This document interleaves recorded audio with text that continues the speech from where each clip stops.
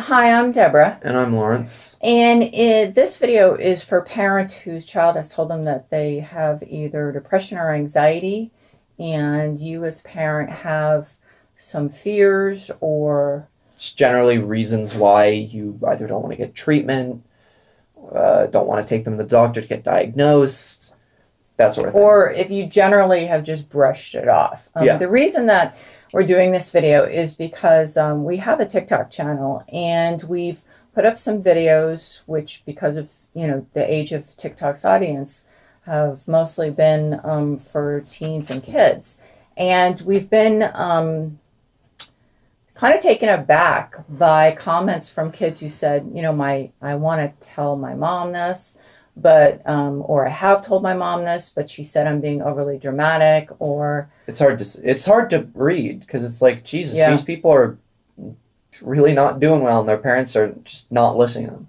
I'm blessed to have a mom who knows what depression is like, so she actually listens to me.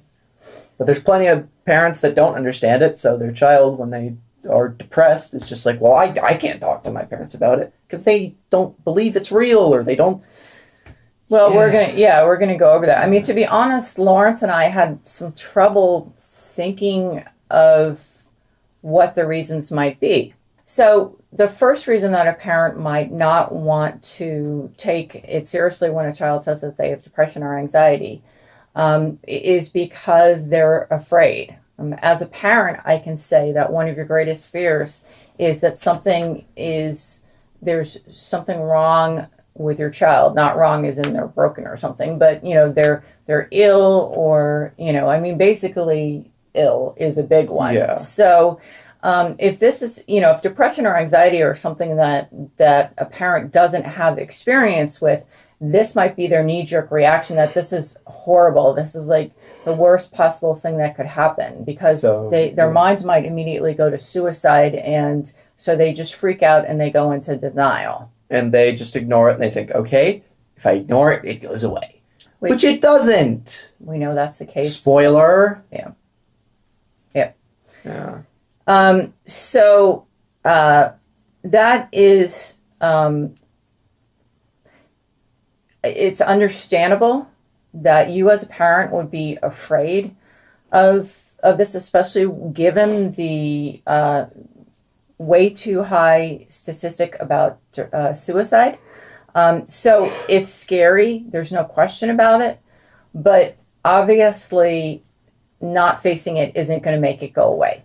Yeah, and I mean, what do you really want? To have to take your child to the doctor and, pay maybe a copay, or have them become one of the daily suicides that we see all those statistics about? Yeah, and that may sound really harsh, but the fact is that depression and anxiety, depression more clearly than anxiety at this point, but both of these things can end in suicide. So essentially, it can be fatal diseases, and so that's an outcome you don't want. So you need to get over being afraid, and realize also that the more you know about anxiety or depression and the treatments that are available, then probably the less frightened you'll actually be. One reason that a lot of a parent might react negatively to a child saying, I have depression or I have anxiety, might be just in general if they're not tolerant of illness in general. We actually have seen, I was surprised. I thought that maybe this was just a thing where parents were denying that a child might have a mental illness, but I actually also saw on TikTok a few videos where kids were talking about how they had a physical problem and the parent had just kept brushing it off, and ultimately it turned out that there was a serious problem. My grandfather actually just did not tolerate. He was a wonderful, sweet person, but had this quirk that he just didn't believe anyone should succumb to being sick. That basically you just, Will it away. Yeah, I mean, he had a very tough life, and I think that maybe he felt that that was a weakness. That he didn't want anybody else to be Yeah, sick. I mean, honestly, I I don't really understand it, especially because it doesn't really square with my grandfather, except it might also have been fear because he lost some of his family to the 1918 flu. So, sometimes it's hard to figure out why, as a parent, your instinctive reaction is just to dismiss what your child is saying. But it might make sense to kind of dig down. Well, do you also just kind of reject the idea of them being sick in general or there being anything physically wrong? Human beings are an imperfect machine.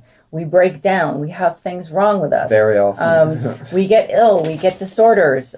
Things just happen.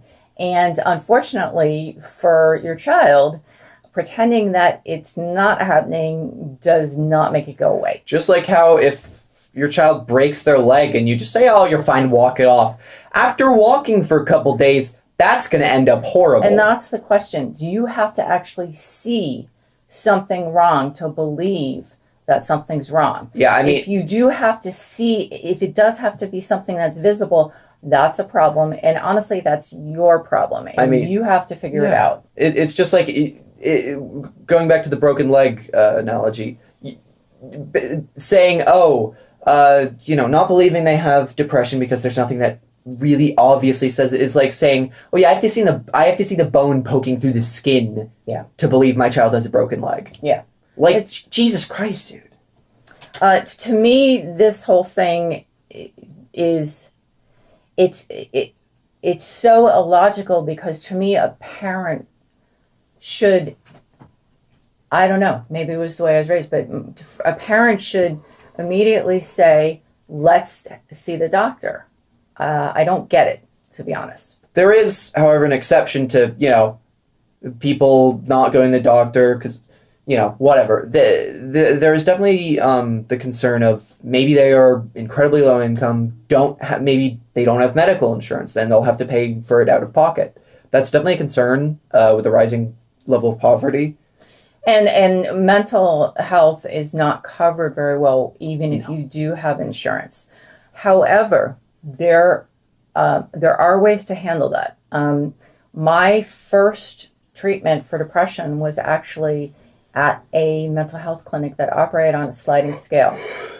A sliding scale is you pay what you can afford to pay. So they look at your income, they look at your expenses, and they say, okay, we feel this is what what you can afford. That's totally fair. And even that amount, I understand completely. Even that amount could seem like a lot. But the fact is that if you want to look at it in completely practical terms, if your child is suffering from depression especially, they are not able to really contribute to the household in any meaningful way because it is extremely hard for them to do anything. So we understand the issue with money being a problem, but what you need to do instead of just saying no is search for options. Yeah, search for options. Presumably your child has a pediatrician. Contact them. Talk to them about it. If your child doesn't have a pediatrician, then what you need to do is call the largest hospital in the area and find their mental health clinic and talk to them. Okay. So this is something that's really important. There's also a chance maybe your child could be in a study. If your child needs medication, there's a chance your child could be in a study. A lot of drug companies also will give their medicine away for free to people who need it. So there are options out there. So don't just give up on the entire idea of your child being diagnosed and treated for their anxiety or depression because you can't afford it. Yeah. Another reason that you as a parent might be reluctant to take it seriously when your child says that they have depression or anxiety is because you may immediately you may assume that they will, if they're diagnosed with either condition, they're going to be put on medication.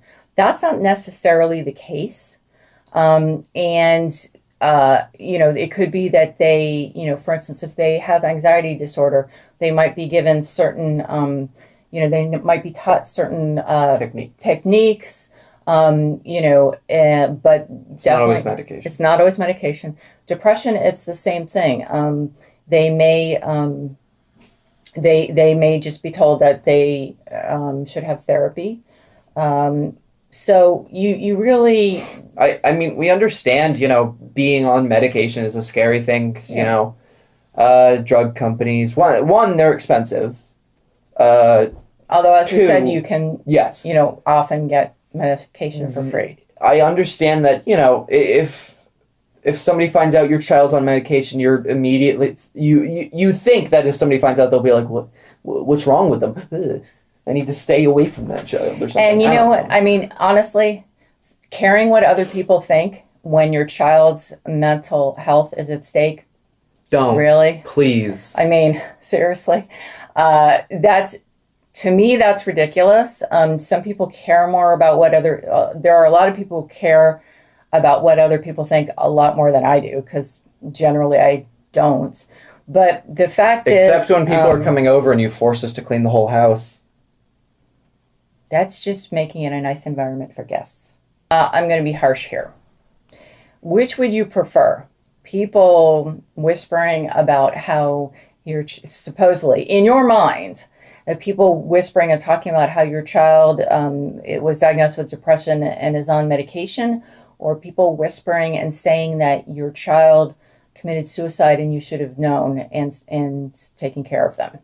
I'm sorry that's harsh, but it's literally a truth. fact of life for parents of kids who have killed themselves. So, this is not a hangnail.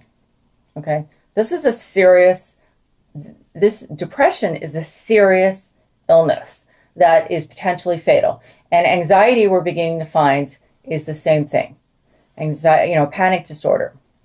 So this is not something to screw around with, and it's not something to say to. I mean, you shouldn't even take into consideration what other people think. Yeah. Because the important thing is what your child thinks. That's a big overall message of this video. Yeah. This is something you need to address. The child is the important person in this situation. Another reason as a parent that you might be reluctant to take your child seriously when they talk about depression or do anything about it is because you're afraid of the stigma that will be placed on them if they are diagnosed. First of all, among kids nowadays, there really isn't much of a stigma around depression. It's happening constantly. Yeah. There's no stigma. Yeah, depression and anxiety is, unfortunately, is increasing among youth. All there is concern for these kids because, people don't want them ending up killing themselves among their because peers. They're severely depressed. There is not stigma. I mean, people don't. My friends don't look at me and say, "Oh, you have depression. Get out of here." You First of all, weirdo." no one actually has to know. Yeah. Okay. So if your child is comfortable talking about it, then that's up to them, because that's how they also get support. I make it well known. Yeah. And people don't shun me or say, "Oh, what are you gonna do? Kill yourself?" Nobody acts like that. Nobody. You have to understand how common it is nowadays among youth for this. I mean, it's just they're pretty blasé about it. As far as stigma, as far as if you're worried about the stigma affecting their future career, first of all, the only, you're worried about will it follow them if they want to be a doctor or a lawyer or, in the military. In the military, yes, it's possible. It's possible that a record of mental health could preclude them from certain assignments. Yeah. However, let's also remember that as this idea of, talking about mental illness is common among young people, by the time your child is in the military, a lot of their peers will be around their age. So it won't be as much of an issue. But on the other hand, if your child never lives to be old enough to have a career, then that pretty much takes care of the whole problem, doesn't it? So I suppose that's one way of solving it, just waiting till they die. I mean, if you're worried about it affecting their career in the future, I would just worry about getting them through, Their middle school, their high possible school, career won't. college, whatever. Yeah, their possible career won't matter if they, don't live long enough to reach a point where they can get a job. Right now, the most important thing is their mental health. Everything in the future will sort itself out. It'll happen however it happens. And so it's not important. It's just not a pertinent or important issue at this point. The issue is getting your child help for their mental illness. Yeah, that's really all that matters. Just making sure they're okay. Yeah. I've left this for last because I really hope it's not the case for most parents. I don't think it is. Are you just not taking your child seriously because they're a child or a teen? Are you dismissing their concerns? Do you dismiss their concerns in general? Do you not respect them? Okay. So in other words, if this is the case, you have some serious problems as a parent. Okay. You need to look at your child. Your child deserves respect from the moment they're born. Okay. Obviously, we take into account what's best for our children. We don't, when they're a couple years old, say, "Oh, why don't you just cross the street by yourself because you're old enough and I respect you enough to think that you can do it yourself." Clearly, there are parameters to respecting your child. But the thing is that your child is a person. Okay. Also, if you feel that your child, if you're just dismissing this by saying, "Oh, my child's just such a drama queen." Okay, guess who's a drama queen? Okay, seriously. That did not stand in the way of me. Okay, seriously. That's rude. He is. Guess it's from his father. Yeah, and seriously, it makes me a good actor. Yeah. I like theater, and that's why I'm good at it. But he gets it from his father. Okay, then. But the thing is, that did not have any effect on whether I believed Lawrence or gave him the benefit of the doubt. Because Okay? she understands that there's absolutely no harm in just maybe, if you think, oh, they're being dramatic, just indulge them. Bring the child to the doctor. Indulge them. What's the big deal? Assuming this is not a money issue, and we've already covered that. What is the problem? Why not just bring your child to the doctor, okay? If the doctor finds nothing, and you need to make sure that the doctor takes your child seriously. This is another issue, okay? Pediatricians, luckily, for the most part, they're not in that field unless they want to take children seriously and respect them. And here's the thing. Yeah. I mean, I said this earlier, but what do you want to do?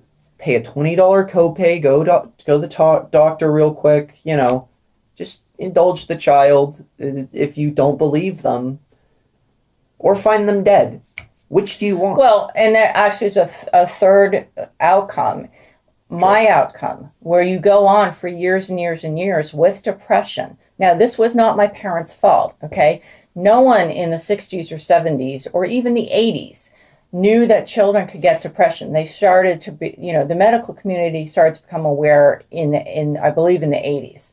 But the fact is they knew something was wrong, but they didn't know what it was because it wasn't on anyone's radar that children could have depression. And no one talked about depression when I was a child, when I was a teen, when I was a young adult. No one talked about it, okay? We take it kind of for granted nowadays, but I didn't get diagnosed with depression until 1990. People didn't talk about depression, okay? So, but that happened to me. I spent 20 years with undiagnosed depression, okay? And even if you don't kill yourself, it's still ruining your life, okay? You're spending your childhood, your teenage years, your college years, your young adulthood depressed. It's a waste of a life, okay? Please do not do this to your child.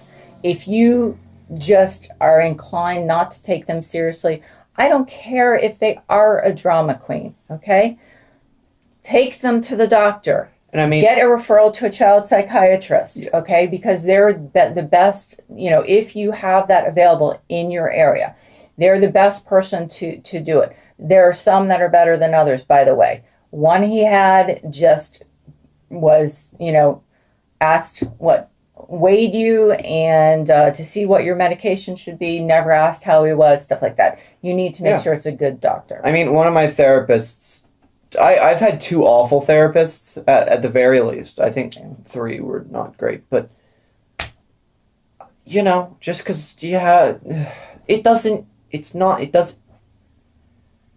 What I'm trying to say, it won't cause any harm. If you don't believe them, who cares? Just check. If you are incorrect, you'll be glad that you are incorrect. Because you know what? Not only that, you're not believing your child and you're dismissing what your child says makes them feel alone, completely alone.